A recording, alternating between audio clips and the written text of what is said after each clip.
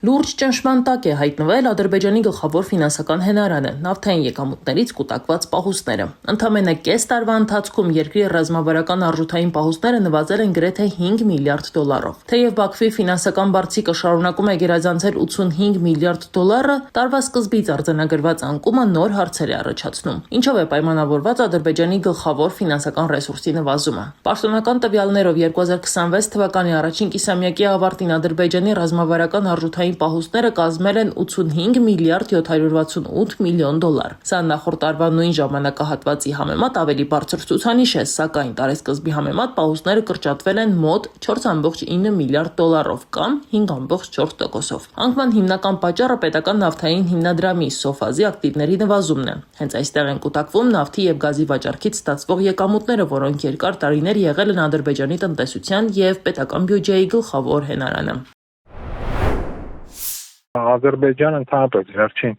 2010 թվականից սկսած սիստեմատիկաբար նավթի արդյունահանման ծավալները նվազում են։ Իսկ վերջին 7 տարիներում այդ նվազման տեմպերը մեծացել են։ Եթե նախկինում 2-ից 3% էր տարեկան նվազում, օրինակ անցյալ տարի 7%-ով է նվազել։ Բայց ինչու է նվազել Ադրբեջանի ոսկե պահուստը։ Պաշտոնական բացատրությունները վերաբերում են համաշխարհային ֆինանսական շուկաների տատանումներին, ներդրումային ակտիվների արժեզրկմանը եւ էներգակիրների գների փոփոխություններին։ Սակայն փակագից վերլուծական հարթակի ղեկավար Հարութ Արտին Առաքելյանի կարծիքով խնդիրը շատ ավելի խորքային է։ Դրա մասին ըստ փորձագետի վկայում է նաեւ այն, որ բրիտանական British Petrol-ը Բաքու Թբիլիսի Ջեյհադ նավթամուղի ղեկավարումը փոխանցել է Սոկարին։ Դա ինքնին նշանակում է, որ British Petroleum-ը վերջի տարիների իր վերլուծություններով եկավ այն եզրակացության, որ Ադրբեջանի նավթի արտադրությունը հիսով չափ, այսինքն իջել է, եւ դա արդեն ծախսատար է իրենց համար ամբողջը իրենք ղեկավարը։ Փորձագետի գնահատմամբ սա նշանակում է, որ առաջիկա տարիներին Ադրբեջանի նավթային եկամուտների աճի նախկին տեմպերը չեն վերականգնվի։ Միաժամանակ Բաքուն շարունակում է մեծացնել պետական ծախսերը առաջին հերթին ռազմական ոլորտում։ Տրանզուգահեռ երբ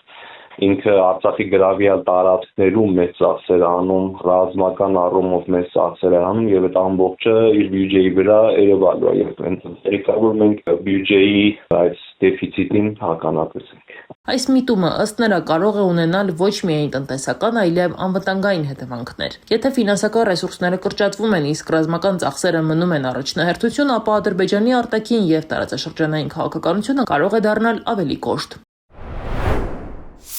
Մեծ հավանականությամբ արդյունքը լինելու է պատերազմ ու այդ պատերազմը կամ ասենք ավելի կոշտ վերաբերմունք տարածաշրջանում նաև Հայաստանի հանդեպ, որտեղ դեֆիցիտը, եկամուտների դեֆիցիտը կարող է իրեն կոմպենսացնել լոջիստիկ ճանապարհներ կորզվելու եւ այդ լոջիստիկ ճանապարհները արևմուտքի վրա վաճառելու համար։ Էներգետիկ անվտանգության փորձագետ Արմեն Մանվելյանի խոսքով նավթային եկամուտների նվազումը կանգնեցնելը դժվար կլինի, քանի որ Ադրբեջանում վերջին տարիներին խոշոր նավթային նոր պաշարներ չեն հայտնաբերվել։ Լրջագույն խնդիրների է բախվելու եւ այդ խնդիրները գնալով խորանալու են։ Դրա այդ հարցի լուծումը իր համար չկա, բացի մի ձևից իրանք փորձում են այդ հարցի լուծումը գտնեն որոշակիորեն հարմարվելով այսպես կոչված այդ միջին միջանցքի գաղափարի միջանց դառնան արևմուտք արևելք կապելու համար հույս ունենալը, որ դա կարող է հետագամիանց եկամուտ բերի նավթադոլարների փոխարեն, բայց ես չեմ կարծում, որ այդ միջին միջանց կոչվածը ինչ-որ